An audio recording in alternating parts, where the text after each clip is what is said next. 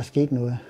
Og det var jo også krigen, der var skyld i det. Og det var en af de morgenture, far gik sammen med svendene herhen langs med søen. Og så har der ligget en mand og sovet i buskaget ved siden af søen, op ad skrænten. Og han vågner, og i sin forvirring styrter han ud over på tværs og ud og begynder at springer i søen og begynder at svømme.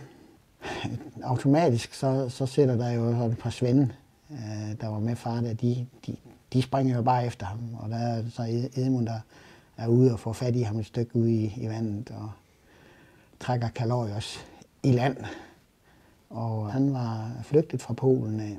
Han hed Helmut Kukta og var uddannet maskiningeniør og havde været tvangsarbejdet for tyskerne på en fabrik, hvor de lavede haubitser.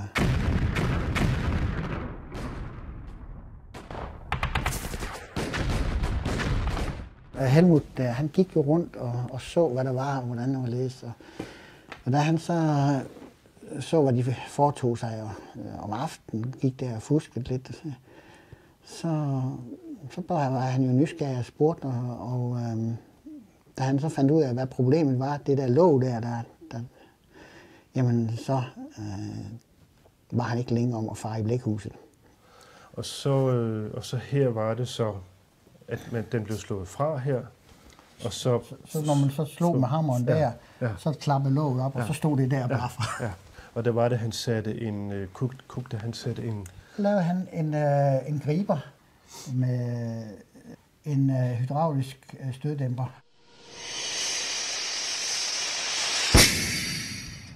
Det var jo succes med første skud.